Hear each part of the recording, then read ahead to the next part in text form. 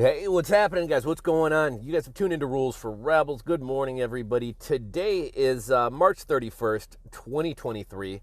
Today is Friday. The weekend is here. Hope you guys all got a wonderful weekend planned. A lot of stuff to talk about in today's video. We're going to be doing a rundown video. I'm going to be trying to kind of make my way through today's video pretty quickly. We'll be talking about how the markets finished up yesterday. We're going to be talking about kind of a fun conspiracy theory called Operation Sandman. The idea that 150 countries are all getting together and are going to dump the dollar and get out of the U.S. dollar at the same time and tank the U.S. dollar.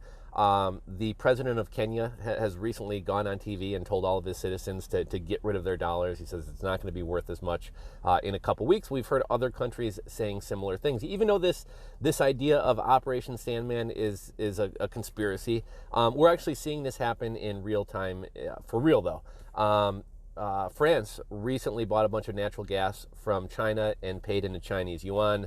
Saudi Arabia is going to start buying oil in yuan. A lot of countries realize that the U.S. uses the dollar and our power in the financial system to bully them, to manipulate them, to punish them. And a lot of countries are saying we don't want to be part of this system anymore. We talked in a video last week about how Indonesia is going to stop using Visa and MasterCard and is coming up with their own system. China and Russia have a different system. I forget what it's called, but they're getting off of the SWIFT system for money transfers and getting onto their own system. We're seeing the alliance between China and Russia grow stronger, and we're seeing kind of the BRICS nations deciding to kind of side with Russia as opposed to the U.S. So Brazil, Russia, India, China, and South Africa, among other countries. And it even appears that Mexico kind of wants to join the BRICS nations. The Mexican president just recently snubbed Biden and isn't going to be going to that summit of the Americas because Biden didn't invite Cuba, Venezuela, and Nicaragua. So we'll be talking a little bit about that. Trump has been indicted. Apparently he's going to turn himself in. He's going to be fingerprinted and have his photos taken next week, and that will make him the first president in history to be arrested. Right? Bill Clinton almost got arrested. Nixon was pardoned by Ford.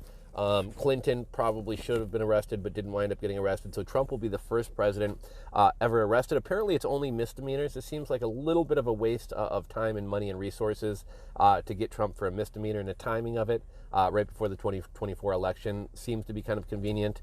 We'll be talking about that. Today, Biden has declared March 31st an official day of transgender visibility.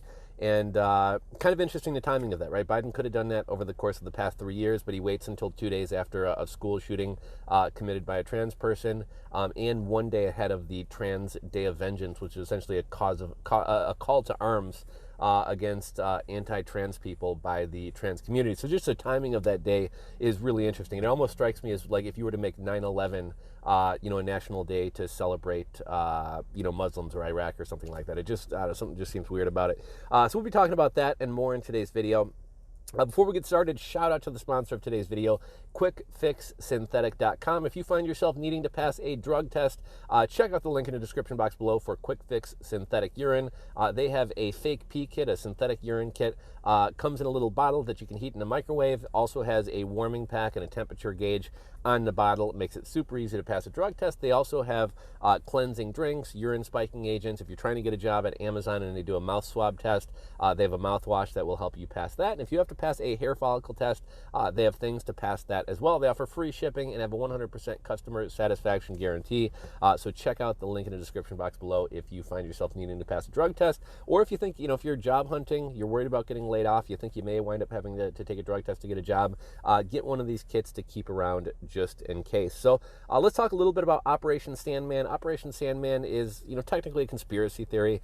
It's the idea that 150 countries are going to get together and dump their dollars at the same time. The president of Kenya recently told Kenyans to get rid of their dollars. He said they're going to lose value, and the world and the economy is not going to be the same place in a couple of weeks. We've heard similar things from other countries in Africa. And again, even though this is a conspiracy theory, we're seeing this happen in real time. Indonesia has stopped using Visa and MasterCard. Saudi Arabia and China are going to be settling oil trades in yuan. France just recently bought a bunch of natural gas for yuan.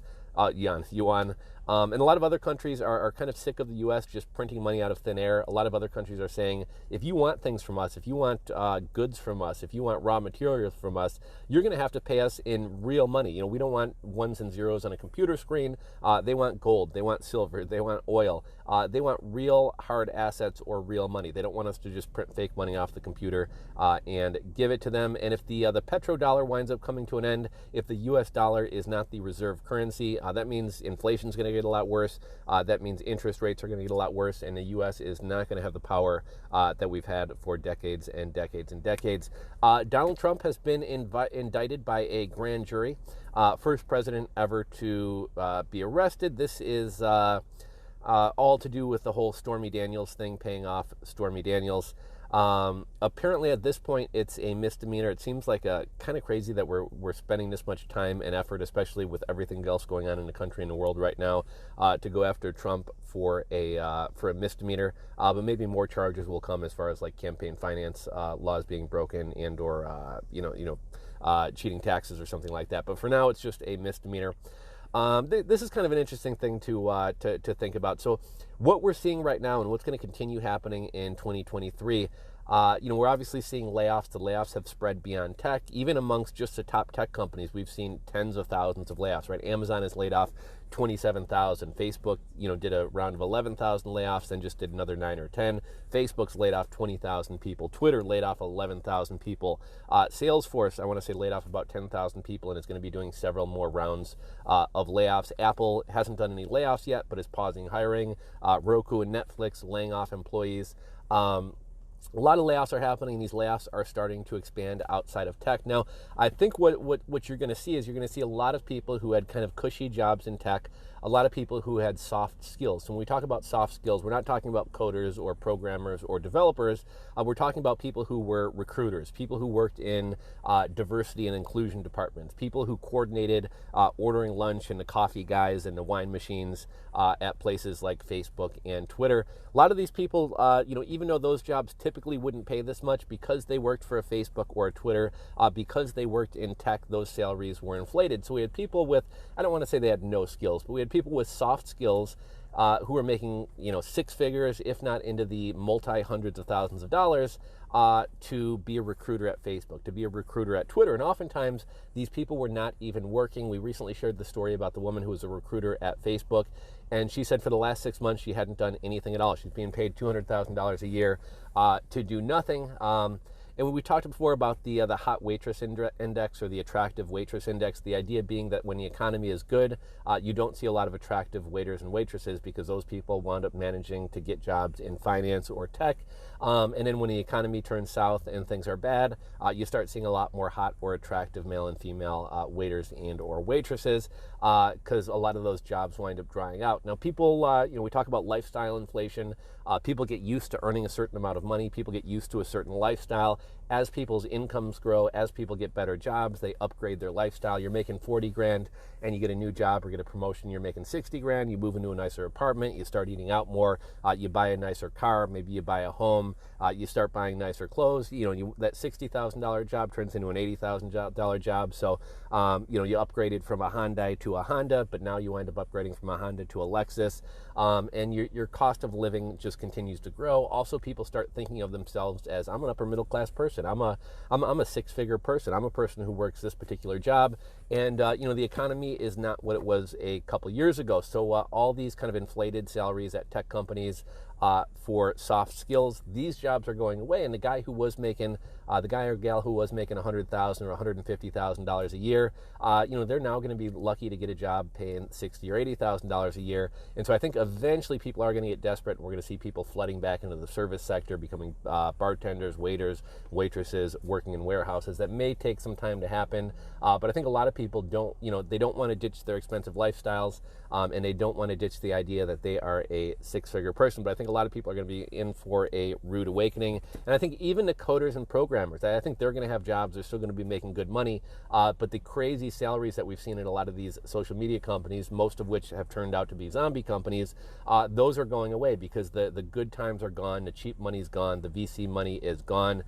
We have even just the top tech companies, the top social media companies laying off tens of thousands of people. A lot of those people can probably go get tech jobs working for the financial industry or the healthcare industry, but it's not going to pay as much as the FANG companies. And so even those people are going to have to kind of adjust their lifestyles. And so this will be interesting to watch play out. I've kind of referenced this before. If you guys have Hulu, I think you can watch old episodes of MTV True Life. And there was a MTV True Life, The Great Recession, or I Lost My Job Due to the Great Recession. And it featured a bunch of young people. I think one girl was working at like Lehman Brothers or Bear Stearns, making a couple $100,000 a year.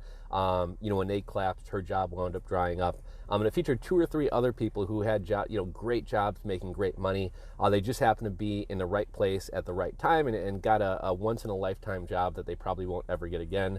And then they were in for a rude awakening when they wound up losing their jobs and they weren't able to find comparable jobs. And we're seeing that happen right now, and we're going to continue seeing that happen later on in 2023. Let's talk a little bit about Biden has announced that today is an official day of transgender visibility. He went on to say transgender people have shaped the soul of our nation.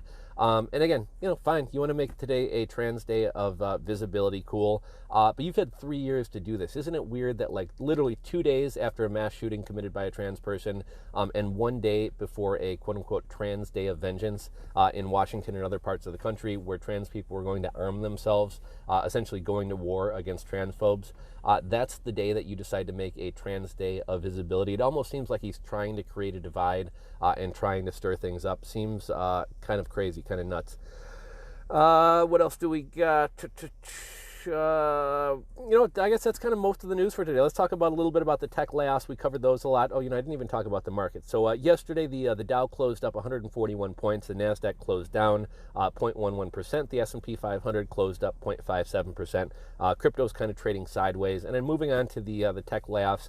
To date in 2023, we've had 537 tech companies lay off employees. Total number of employees laid off is 157,088 employees. Mentioned this one, but Roku recently laid off 200. Unacademy laid off 12% of their company.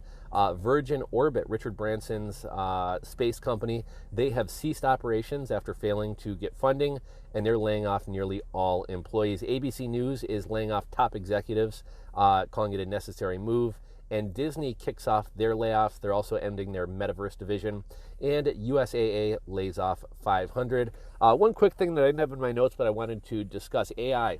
Elon Musk and 11,000 engineers recently signed a petition calling for AI to be paused for the next 6 months so we can kind of look at, it's projected that AI could cost hundreds of millions of jobs. Some people are saying that AI could take 40% of jobs out there. If you've played around with some of the AI art tools or ChatGPT, you've seen how powerful this is. And we're even seeing a lot of companies start to use AI to create content and write articles. CNET has been using AI to write articles for a while. It just recently came out that BuzzFeed, who's laying off a ton of reporters and a ton of writers, they're actually using AI to write full articles, not just these listicles, not just these surveys and things like that, but BuzzFeed is actually using ChatGPT and AI to write full articles. Now, I've looked at some of the articles, and I've seen a couple articles that kind of laid out the articles and kind of picked them apart. They're very, very bland articles. Most people wouldn't want to read them. They're very kind of cookie cutter. There's no personality or character put in the articles. So at least until AI advances, I don't think it's putting out the same quality of content, or at least not content that's going to connect with people in the same way as content written by humans. But nonetheless, this content does rank on search engines. Creditcards.com also using AI to create content that's actually ranking in Google. And also the Cards Guy, which is kind of like a credit card points, credit card recommendation website. A lot of publications, a lot of websites, a lot of media organizations are starting to use AI to write content. Media organizations are really struggling. A lot of them are going under, and a lot of them are laying off people. And I think eventually Google is going to figure out Because one of the things that Google looks for is, kind of search experience. Are people enjoying the articles? Are articles written for humans? Are articles written by humans? But right now, it actually is easy to rank content that is written by AI. So I do think there's going to be a short window where if you guys want to create blogs or create websites that are entirely created by AI, or at least started by AI, and then you kind of tweak them and finish them off, I do think there will be an opportunity to rank things in Google and make some good money doing that. But let me know your guys' thoughts about AI. We're going to wrap up the video here, kind of a short one today. But if you guys enjoyed today's video, give it a thumbs up. If you guys aren't subscribed to the channel, click that subscribe button down below and ring the bell. Thank you guys for watching, and I will catch you on Monday. Later, guys. Peace.